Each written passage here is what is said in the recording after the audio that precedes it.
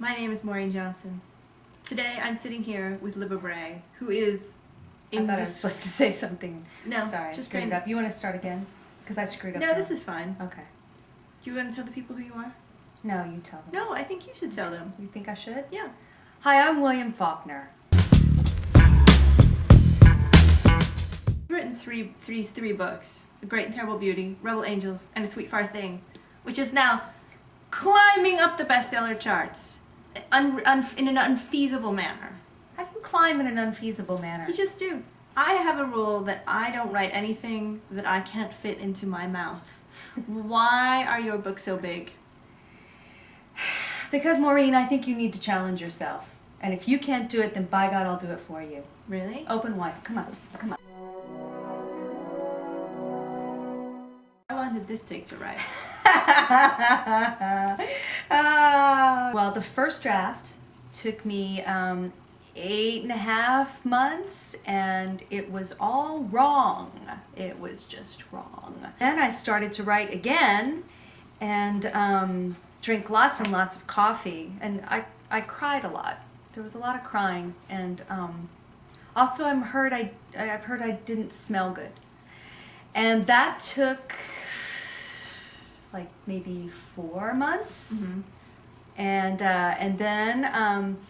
And then it was just partially wrong. Mm-hmm. And then I went back in, and it took me another like 3.5, 4 months to fix that as much as I could. And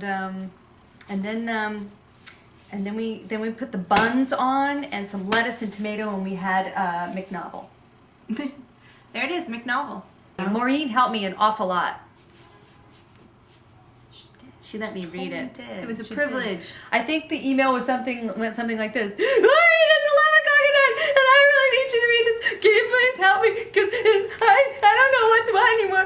Please. Wasn't it like that? Didn't it come with a sound chip that sounded exactly like that? You did sound a little bit like that when we were in your kitchen. Yeah.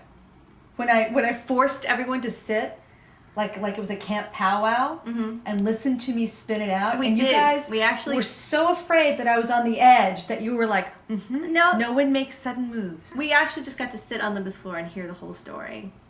I like that she says got to, like it was a privilege. It was And rather than we were forced to listen to this because we were afraid that Libba was going to go off the deep end.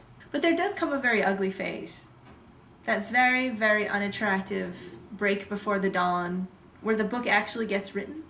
The book actually getting written Yeah. is not pretty.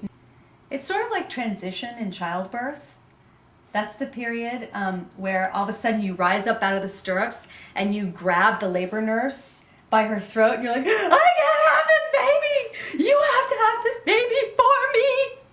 This is the third book. So are you going to pull a J.K. Rowling and pull an eighth, she's pulling an eighth book out of the air, so she says. Are you going to pull a fourth book? I was actually just going to jump from 3 to 8. Really? Yeah, it won't make any sense, but, you know, that's how I roll. How big will it be? It's going to be in haiku. That's the thing. No, I never actually knew how to say its name. It's Cat. You know, that's very interesting, Maureen, because actually, I've always said Kartik Mm-hmm. because I actually knew a guy that I had a crush on, and his name was Kartik. And but somebody posted on my live journal that it's actually pronounced Karthik. And I totally believed them, but the person I knew was named Kartik. So I've always said Kartik, but that doesn't mean that that I'm right. I say it in some weird way in my head that sounds like cataract, which is completely wrong. That's what happens when he's 90. I have permanent... That's the story about them when they're 90. Now I'm thinking cataract. Yeah, cataract, Yeah, will, once it's in your head... Don't go in the realms! Hold on. You have questions. I do have questions. I forgot what you were just asking me. What fictional character would you most want to do a show in the backyard with? Oh, I think I've just written that book. Yeah. So there. That's Sweet Scarlet, so Yay! yeah, so, you know. Mystical things are cool. I'm just getting some of your greatness to rub off on me. You have witches and unicorns. Don't you have there is a unicorn in there somewhere. I almost forgot. Hold this. I love Bray's computer. I got you a present. They are enchanted unicorn bandages. Free toy inside. Free toy inside. Want one? Do you have any cuts? You know, I don't, but I just want to wear one. Yeah, me too. I think I just want to wear one on my forehead. Okay. I'm gonna put mine here so it looks like a tattoo. I'm going to put mine here so it enchants my brain. Okay, sorry, that was tangential. Sometimes I'm tangential. It's okay. Have you noticed that? No. Have you noticed that about me? No. No. I always find that when teens write, for one thing, they're like the best continuity people in the entire world. Yeah. For instance, in this, the motto changes from, I think it's like Dispense. beauty, grace, charm, or beauty, charm, grace, something like that. And then in this one, it was beauty, strength, grace. Oops. And my readers were like, what up with that? The motto changed. Did we like just, you know, did like they send a memo home from Spence? Oh, by the way. New motto. Or new motto, new crest. And I was like, no, you managed to catch something that went through, you know, me and my editor and 4 million copy editors, and none of us caught it.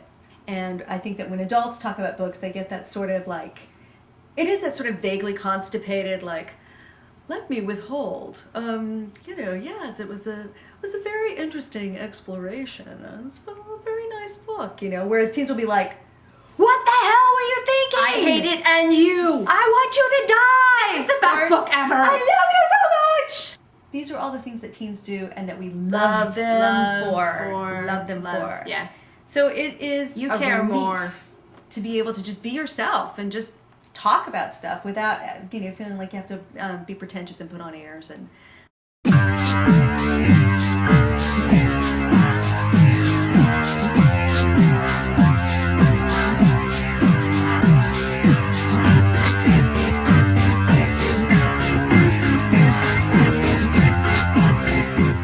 I want to be you when I grow up. No, you don't. I do. You don't know. Not Can I really. smell your hair? Yeah, all right. It's a little creepy, but I think people will like it. Yeah, I sell it creepy.